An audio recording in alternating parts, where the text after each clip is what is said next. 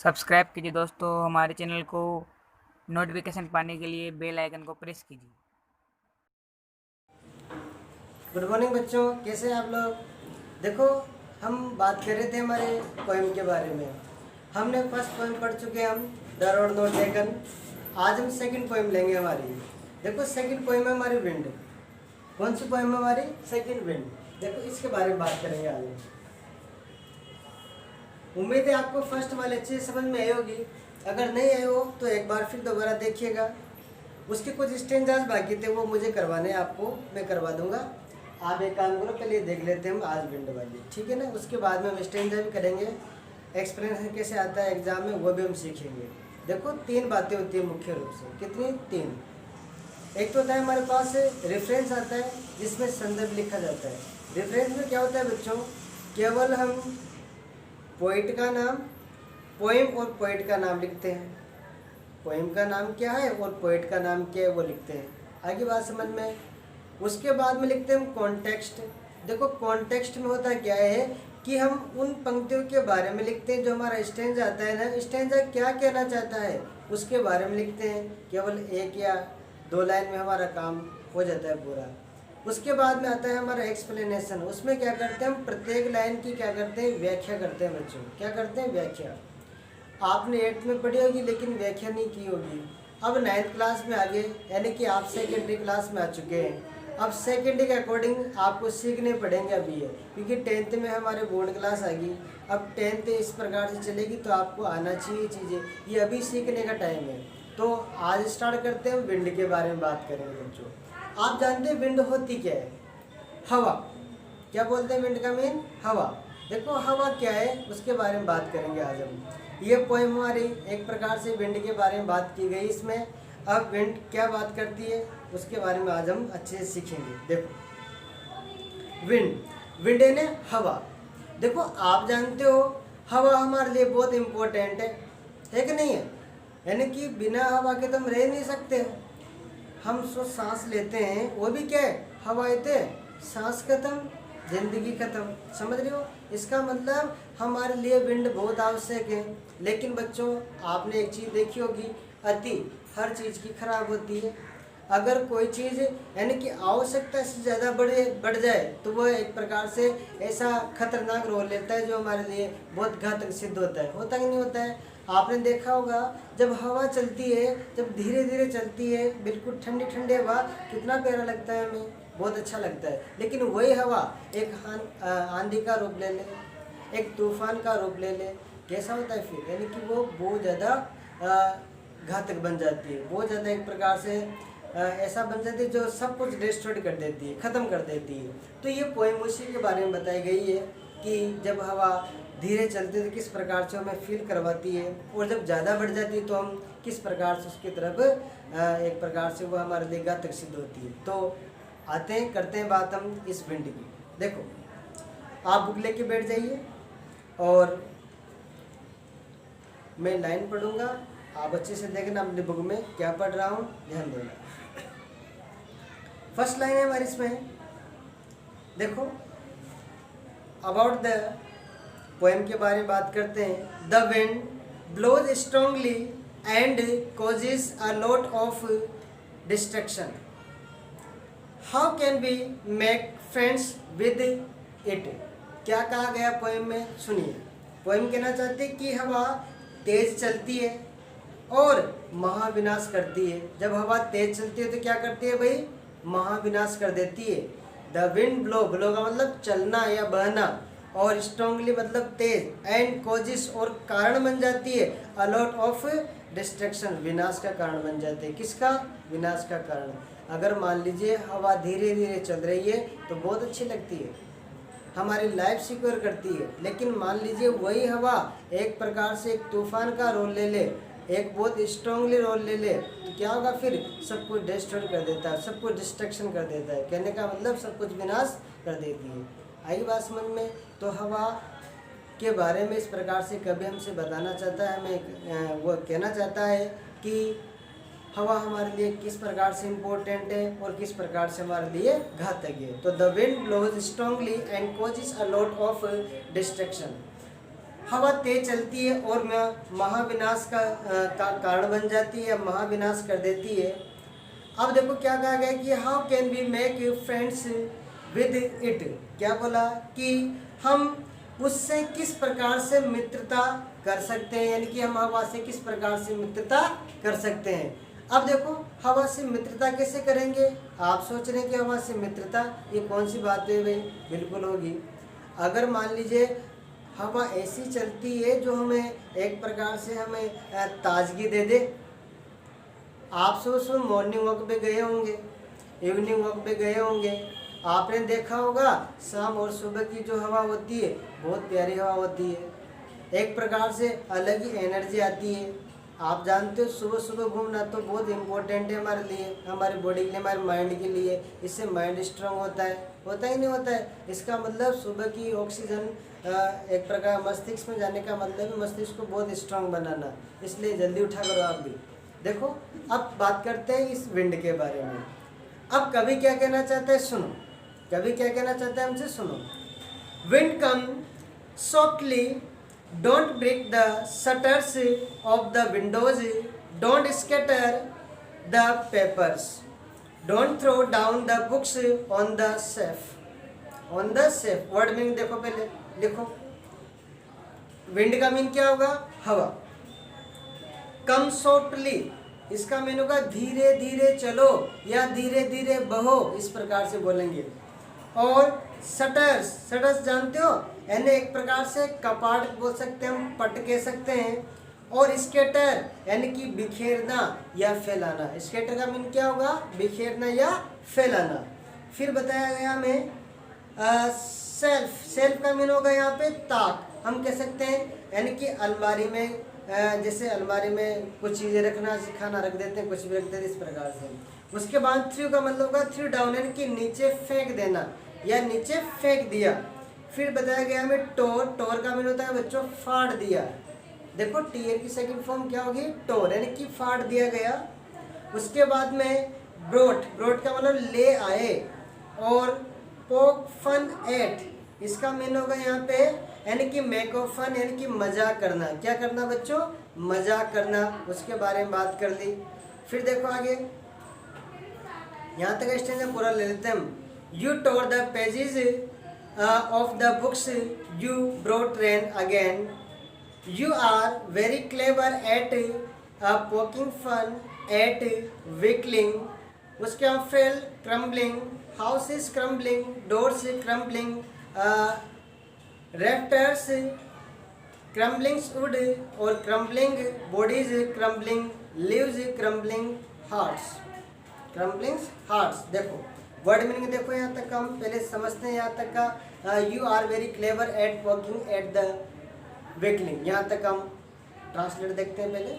देखो ब्रॉड का मीन बताया भी आपको, ले आना। पोफन का मीन क्या होगा, यानी कि मजाक करना। और विकलिंग यानी कि कमजोर, कमजोर व्यक्ति हो सकता है, कोई पशु हो सकता है, उसके बारे में बात की हम लोग। देखो अब पंक्तियां क्या कहती है सुनो।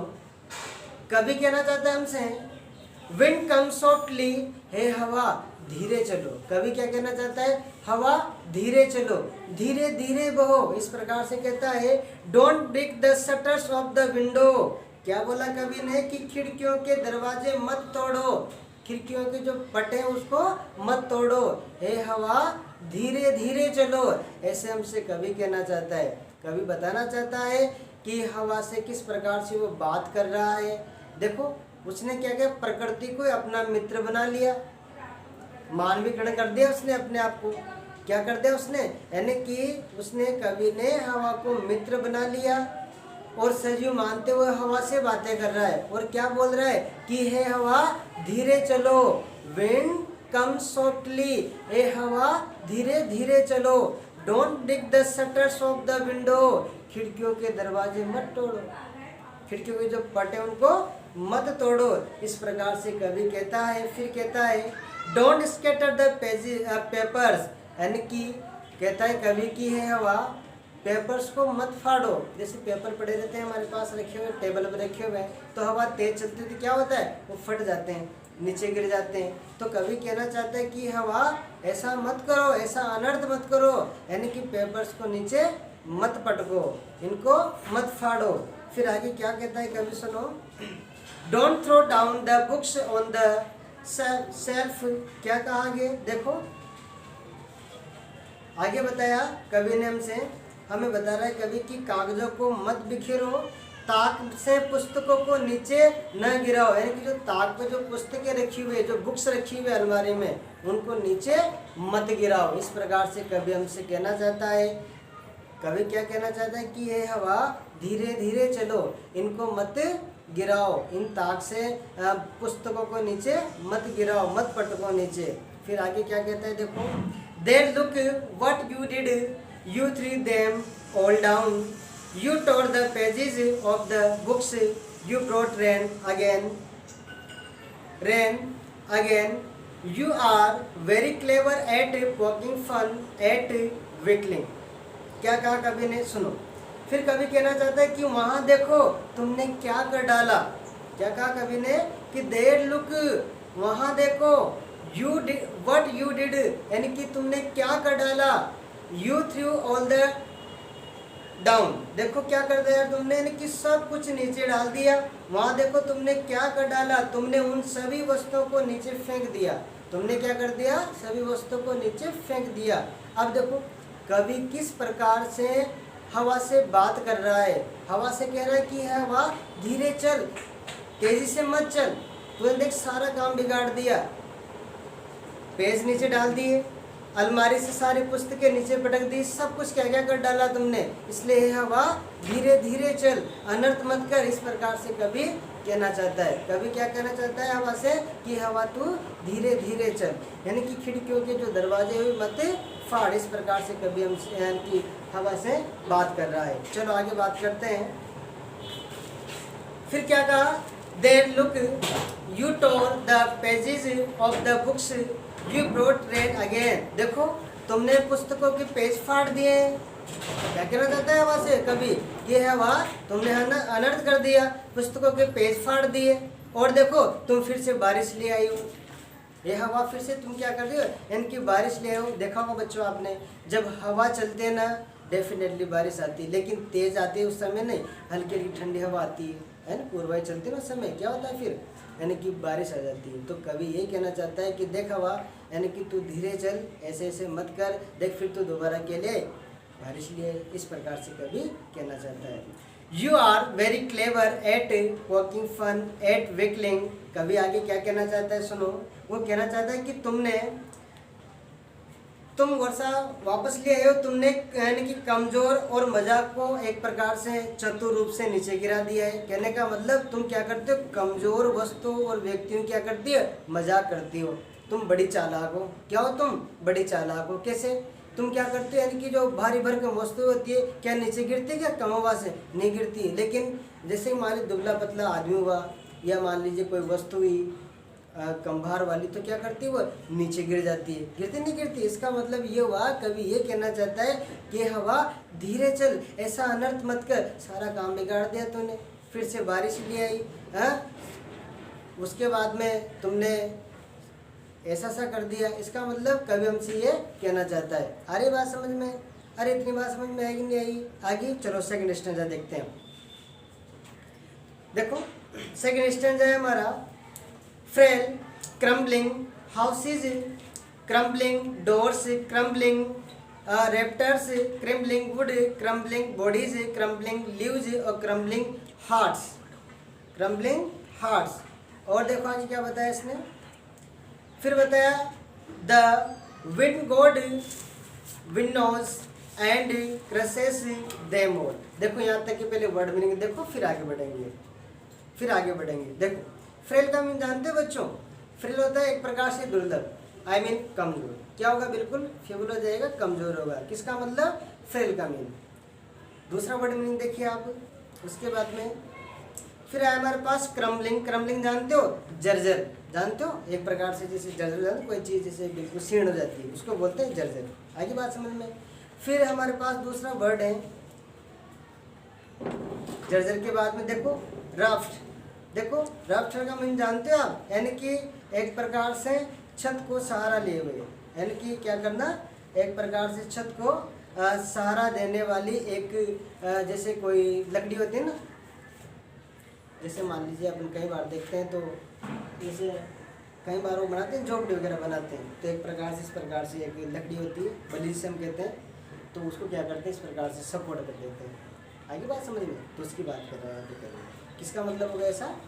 रेप्टर्स का मतलब। देखो आगे वुडन तो आप जानते हो लकड़ी होती है, जंगल होता है। अब आगे देखो, फिर आया बॉडीज। बॉडीज का मतलब शरीर, और लिवन है जीवन, और विंड गॉड का मीन क्या होगा? यानी कि पवन देवता। विंड गॉड यानी कि हवा के देवता, कहने का मतलब पवन देवता के बारे में बात कर रहे हैं बच्चों। आगे देखो, हार्ट का मीन क्या होता है? हृदय, दिल, है ना, इस प्रकार से कहेंगे। अब देखो उसके बाद में बताया मैं विनोज। विनोज का मतलब जानते हो? यानी कि एक प्रकार से उड़ा ले जाना। क्या कर जाना? उड़ा ले जाना। किसको?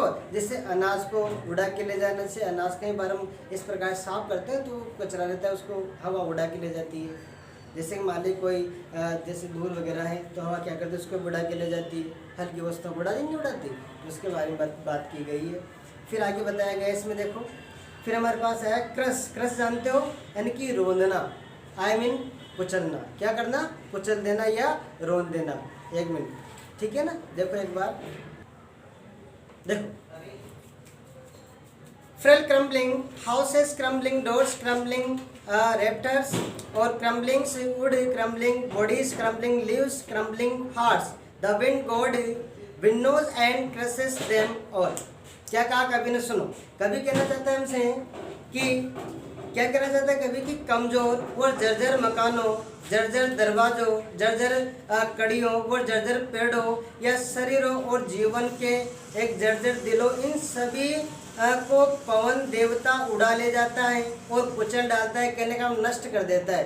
यानी कहने का मतलब कवि यूँ कहना चाहता है, जो भी चीज़ें वो कमज़ोर होती है ना, जर्जर होती है, इन सब को पवन देवता क्या करते हैं? यानी कि विंड गॉड क्या करते हैं? यानी कि उड़ा के ले जाते हैं। उड़ा के ले जाते हैं यानी कि मान लीजिए किसी कमज़ोर शरीर को उड़ा के ले जाते हैं, कमज़ोर बॉडी को उड़ा के ले जाते हैं। आगे बताया उसने और क्या क्या, देखो कमज़ोर दरवाजे, खिड़कियाँ जो भी है, इन चीज़ों को उड़ा के ले जाते हैं। आपने आंधी देखी होगी, आते हैं ना, उस समय क्या होता है? यानी कि जो पवन आती है बहुत तेज़ गति से, वो क्या करती है? सबको उड़ा के ले जाती है। इस प्रकार से कवि हमसे कहना चाहता है कि जो भी जर्जर चीज़ें होती है, जो वीक होती है, बिल्कुल कमज़ोर होती है, उनको उड़ा के ले जाते हैं। आगे क्या कहा सुनो, फिर दिया में we won't do what you tell him, so come let's build strong homes, let us joint the doors firmly, practice to firm the body, make the heart steadfast, do this and the wind will be friendship with us।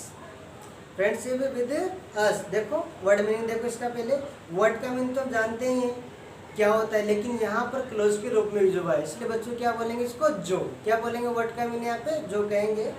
सो का मतलब होता है इसलिए, क्या होगा? इसलिए। और let's का मतलब होता है एक प्रकार से किसी को कुछ करने के लिए सुझाव देना, एक प्रकार से, या चलो हम ये काम करते हैं, इस प्रकार से बात करते हैं हम। लेटस का मीन क्या होता है? चलो हम ये काम करते हैं, यानी किसी को सुझाव देना, ऐसे हो जाता है लेटस का मीन। फिर बताओ वर्ड मीनिंग दूसरा देखो इसका। उसके बाद हमारे पास है जॉइंट। जॉइंट का मतलब जानते हो? जोड़ना या मिलाना। फिर फर्मली, आई मीन दृढ़ता पूर्वक, कहने का डिटरमाइंड, ऐसे बोलेंगे इसको। फिर प्रैक्टिस यानी कि अभ्यास करना, और स्टेडफास्ट यानी कि अटल, अड़िग, मजबूत, ये होगा इसका मतलब। देखो इसके भी हम ट्रांसलेट देख लेते हैं, फिर आगे बढ़ेंगे। He won't do what you tell him, so come let's build strong homes, let us join the doors firmly, practice to firm the body, make the heart steadfast, do this and the wind will be friends with us। क्या कहा? यानी कि will be friends with us. कभी क्या कहना चाहता है कि सुनो, वो कहता है कि हवा के देवता जो भी है उसके बारे में हमने बात कर ली, कि वो पवन देवता जैसे तुम कहोगे वैसा नहीं करेंगे। ये पवन देवता तुम जैसा कहोगे वैसा नहीं करेगा।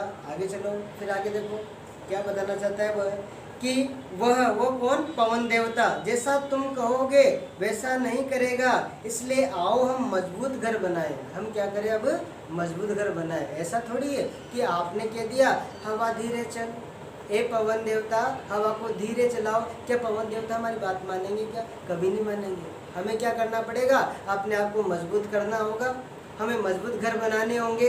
फिर आगे क्या कहा उसने, फिर बताया let us join the doors firmly practice to firm the body. क्या कहा कवि ने आगे देखो, और इसलिए कहता है इसलिए आओ हम मजबूत घर बनाएं, आओ हम दरवाजों को मजबूती से जोड़ें। क्या करें, हम दरवाजे को मजबूती से जोड़ें, शरीर को मजबूत बनाने का अभ्यास करें। हम क्या करें, हमारी बॉडी को practice to firm the body, यानी कि हम शरीर को मजबूत बनाने के लिए क्या करें, प्रयास करें। फिर बताया make the heart steadfast do this and the wind will be friends with us। कवि कहना चाहता है हमें, वो कहना चाहता है कि हृदय को मजबूत बनाए, ये सब करो और पवन हमारा मित्र बन जाएगा। कहने का जो हवा हमारी क्या बन जाएगी, मित्र बन जाएगी। हमें ऐसा करना पड़ेगा, हमें हर चीज़ मजबूत बनानी पड़ेगी ताकि वह क्या करे, यानी कि हवा के वेग को संभाल सके। कहने का मतलब एक टकराव को सहन कर सके। इस प्रकार से हमें करना होगा, तब जाकर हमारी वो क्या बन जाएगी, मित्र बन जाएगी। कौन बन जाएगी, हवा। लास्ट स्टैंजा बचा हमारा बच्चों, वो भी देख लेते हैं साथ के साथ ही। The wind blow out weak fires, he makes strong fires roar and flourish, his friendship is good, we praises him every day। Word meaning देख लो इसका पहले। ब्लो आउट का मीन होगा यहाँ पे बुझा देता है, वियर फायर का मीन कमजोर आग, और रोर जानते हो यानी कि एक प्रकार से गरजना, क्या होना, गरजना होना। उसके बाद में फलरिश का मतलब फलना, फूलना या बढ़ना या फैलाना।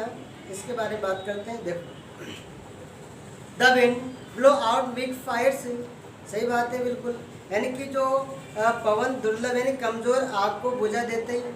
जो पवन आते हैं वो क्या करते हैं, कमज़ोर आग को क्या करते हैं, बुझा देती है। कई बार आपने आग जलाई, अब जैसे हवा का झोंका तेज आया तो क्या होगा, आग बुझ जाएगी, बुझेगी नहीं बुझेगी। आगे क्या कहा उसने, फिर बताया कि लेकिन प्रबल जो आग होती है, जो स्ट्रॉन्ग फायर होती है, वो रोड एंड फ्लोरिश क्या करती है वह, यानी कि जो स्ट्रॉन्ग आग होती है वो क्या करती है, प्रचंड बना देती है। वो क्या करती है, अग्नि को प्रचंड बना देती है। जैसे कि मान लीजिए आपने आग जला दी और हवा एक प्रकार से धीरे धीरे चलते तेज होने लगी, तो क्या होती है, यानी कि आग की लपटें इस प्रकार से ऊपर फ्लेम से होते हैं ना, वो उड़ने लग जाती है। कहने का मतलब आग क्या वजह, स्ट्रॉन्ग बन जाती है, बस में नहीं आती।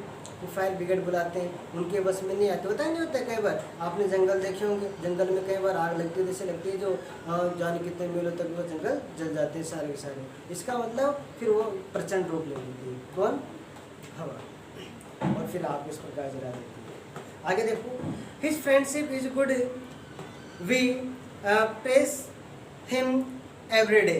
कभी आगे कहना चाहता है कि उसकी मित्रता अच्छी है, हम रोज़ उसकी प्रशंसा करते हैं। उसकी मित्रता, कहने का मतलब हवा से मित्रता अच्छी है, हम रोज़ उसकी क्या करते हैं, प्रशंसा करते हैं। इसलिए कभी कहता है ये हवा धीरे धीरे चलो, ताकि हम क्या कर सके, यानी कि तुम ये हवा यानी कि विंडोज़ को मत तोड़ो, किसी भी चीज़ को फाड़ो मत। तो इस प्रकार से क्या करती है, हवा बात करती है। तो कहने का मतलब इस पोएम में ये है बच्चों कि कवि किस प्रकार से एक हवा से एक मानव की तरह बात करता है, एक ह्यूमन बीइंग की तरह बात करता है, और हवा से इस प्रकार से बातें करता है जिससे कि वो एक प्रकार से प्रकृति को मानवीकरण रूप दे दिया। कवि ने क्या कर दिया, प्रकृति को ऐसा व्यक्ति का रूप दे दिया जिससे बातें कर रहा है वो, यानी कि वो ये बताना चाहता है हमें कि हवा हमारे लिए कितनी इम्पोर्टेंस है। अगर वह सही रूप से चले तो हमारे लिए बहुत लाभदायक है, लेकिन वही प्रचंड रूप ले ले तो सब कुछ क्या कर देती है, यानी कि नष्ट कर देती है। तो बच्चों अपनी ये पोएम थी, कल हम इसके बारे में स्टैंडर्ड्स की बात करेंगे। आज के लिए क्लास है, बैठ करते हैं।